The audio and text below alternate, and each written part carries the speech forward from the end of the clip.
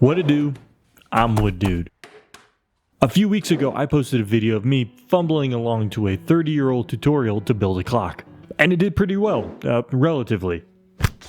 So I'm back and ready for another build along with my bestie Norm. And in this video, we're going to be making this. Build your own poker table. It's going to be bigger, better, but this time I'm going to try to sell the poker table that I make to try to recoup back some of the money that I'm going to be spending on this table. Also because there's no way it could fit in my tiny apartment. And of course, I'm going to make a few tweaks to Norm design to give my own more modern spin on a poker table. But enough yapping, it's time for Wood with Norm Abram.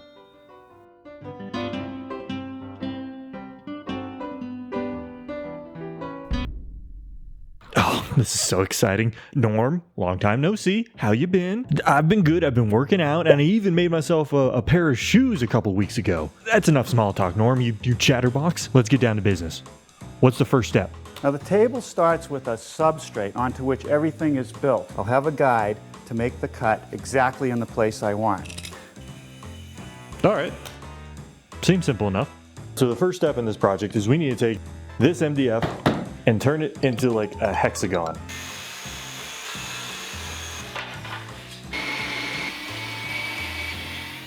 Okay, so now that it's been cut into the hexagon shape with a couple little holes in it, we are now going to add the sidewalls. Some MDF that I've veneered with some walnut. And these pieces attached to the base, like, come on, there, like that. Now I just got to cut these pieces at an angle and put them all around the hexagon base. Oh, hells yeah, Norm. We got our hexy sexy MDF sheet all cut and ready to go, and we've got some of those sidewalls. What's next? I'll now turn to the outer top rail. It's a cove and a half round with a rabbet. And I'm gonna hold it in place with some clamps until the glue dries. Okay, nice. Let's make some rails. All right, so now that we have this hexagon base all glued up and it's dried, we can now focus on the rails. It's solid walnut with a little maple inlay strip cut in there. You can't see shit. You see it? Right there, like that. Okay, all I did was, I cut a rabbet inside these pieces so it can sit on the base like that. And I cut each piece very, very meticulously, 60-degree miters on each end so that I can come together in a hexagon shape. Now all I gotta do is make the maple inlays flush and then glue the rails onto the base.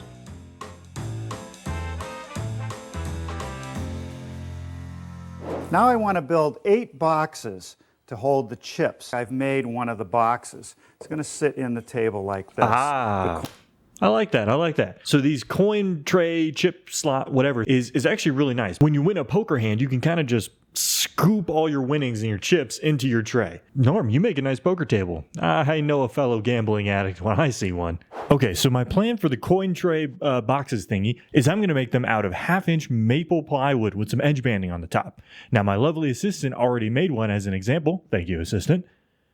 It's going to be a small box, MDF bottom. It also is lined with a soft felt. To make these, all we got to do is cut a lot of maple plywood strips, several more MDF bottoms, and then cut several pieces of the felt. Just got to do 5 more.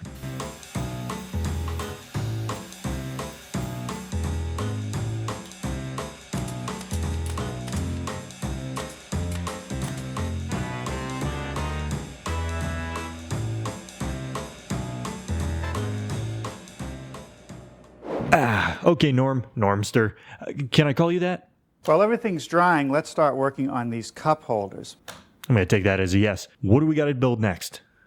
Piece that'll fit between the 2 boxes and the rail. Position, carefully tap it down and wipe off any excess glue. Interesting.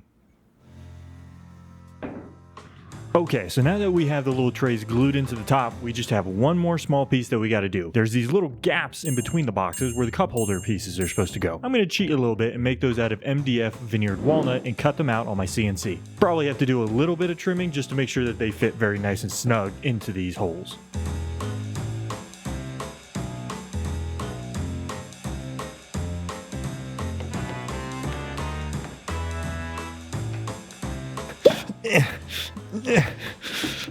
So, now that we got the cup holder insert pieces in there, you might be wondering, am I just going to leave this little hole in the middle there? And I thought about it, to be perfectly honest, but no, I have a solution for that. Stupid idea for a bit. Yeah, lay on the ground with all the sawdust on it. Got all dirty. Did I get it off? So my solution for this cup holder piece is cup holder inserts. Kind of obvious. I first recommend making a hole with a diameter about a 1/16 inch larger than what you actually need. In my case, I had to tweak some of the holes a little bit to make sure that the cup holder inserts laid down flat. Now, because you made the holes bigger, the cup holder inserts are going to kind of wriggle around a little bit. It's going to look very not great. And my OCD would never forgive me for it, so I had to fix it. So what you do is you take a little piece of foam sheet with some double-sided tape, attach it in the hole, and bada bing, bada boom, you've got a nice fit. And now the cup holder doesn't move at all. That's just a good tip for you from your friendly neighborhood wood dude. Now, back to the rest of the project. All right, Norm. The top is like basically done. We've got to be very close to finishing, right? Turn our attention to the pedestal. The outer layer is mahogany plywood. Fuck. Right.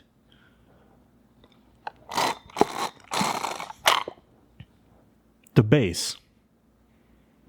So the plan to build the base is actually going to be fairly simple. I'm going to take some pieces of MDF, well, much bigger than this. I'm going to veneer one side of the MDF with walnut, and then I'm going to cut a 60-degree miter in each end of the piece. Then all I have to do is glue them up and tape them together. It's just a simple, very tall hexagon box.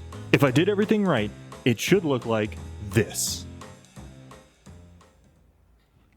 I can't see anything. I haven't built it yet, but does it look kind of cool? So now that we got the column all made and I'm looking at it and it's looking great, except for the inside, it's kind of a lot of glue. I went ahead and made the piece that's going to connect the column to the whole play surface area thingy. I'm going to attach this piece to the column using a much smaller hexagon that fits inside this column. Fits on this piece like that. And it's going to help keep it center when I'm attaching the mounting plate to the column. The final piece to the base was this big honking guy right here. This is eventually what the column's going to sit on and rest on the floor. Now, before I put the pieces of the base all together, I want to route a maple inlay onto the surface of this base plate, and I want to edge band it with solid hardwood, about an inch thick, and then the base will basically be done.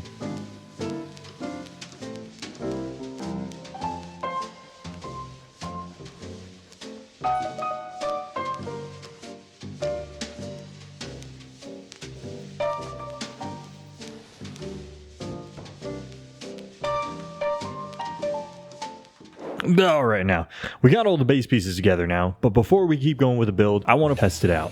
So here I am just putting the final screws into the bottom base plate before we test it out by sinking 180 pounds of grade A American beefcake sitting and standing on that base plate. Look at that, look at that base, taking it like a goddamn champ, not even a little bit of wobble. So now that the base is basically done, there's a couple of things I want to do. Specifically where the column meets the base, it kind of goes, I don't like it, it's kind of rough, it's kind of So I'm going to put a little trim around the base to kind of soften that transition a little bit. There's also a couple of, gaps in between the base and the sidewalls here, which I'll just fill with more trim. But before I do any of that, I've been dying to see what this thing looks like all together. A little wobbly, but yeah, it's probably the floor. Obviously, it's not what I built. No. Looking good, yeah! Everything is looking good. We just have the final and most important piece of the build, the play surface, where you put all the chips and the cards on. Let's check with me in the workshop to see how we're going to build it. It's basically done. I haven't done any of this. Sweet mother of God. Never mind. I guess the audio got corrupted somehow. I'm just going to narrate how he built it. First thing we did is we cut a large hexagon out of some MDF, shocker, and then added some short plywood walls on the underside to help raise up the surface. Next, we cut up some 1/8-inch thick neoprene, basically like a sheet of squishy foam, and glue that to the MDF surface with some contact spray adhesive. Then we glue on some black felt to the top, but we make sure to leave plenty of excess around every edge, because we're going to use that to pull every edge nice and tight and staple them to those plywood sidewalls. Then we trim off any excess felt after stapling, and voila! Now let's check back in with Workshop Me, and hopefully the audio isn't dog shit this time. Oh, Jesus Christ. I look like my grandma using her iPad. What do you think? Obviously, I still need to do some finish sanding and apply the finish, but I'm not going to make you watch that. We're just going to skip straight to the B-roll. See you soon.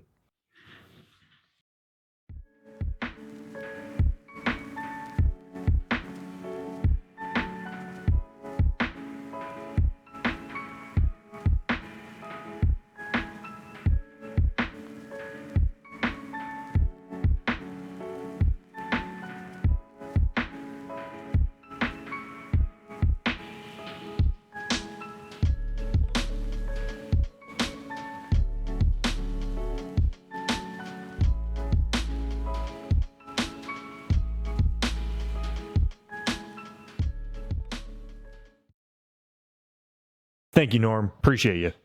With the poker table now done, we can move on to phase 2 of this video. Trying to find a customer who wants to buy this poker table. I've got quite a few emails that I need to send. Okay, so I spent the better part of an afternoon just emailing a whole bunch of people, mostly apartment complexes who might want a poker table for their common room. And by the grace of God, somebody actually wants it. This is beautiful and we would be very interested. Yes! Yes! But there was a catch. Would you be able to add a top cover to this? We would be willing to pay an additional $300.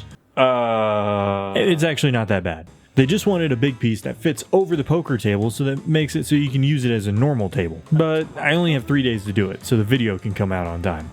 I don't know.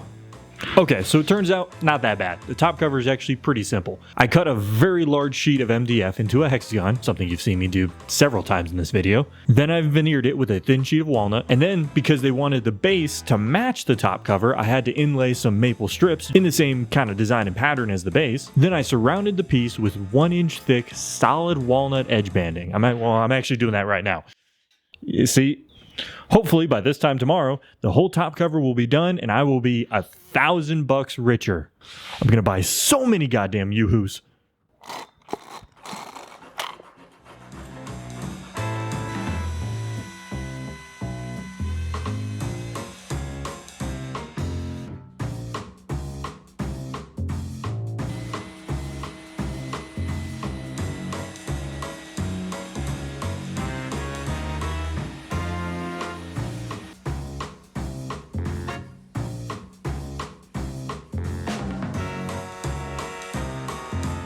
The day is finally here. It's finally time to deliver the table with the top cover. Thankfully it comes apart in a few pieces and I can stow it away in my majestic Subaru. And while I set it up, let's talk some numbers. I spent $250 on materials for this table. Subtracting those costs from the $1,000 I got, I made $750 in profit. It took me 46 hours over 7 days to make the poker table and the top cover, which means I got paid an hourly rate of $16. Which is not great, but to be honest, I'm just happy I made some money and that someone liked the table enough to buy it. Thanks for watching. Hope you enjoyed. Hope you have a good day. Peace.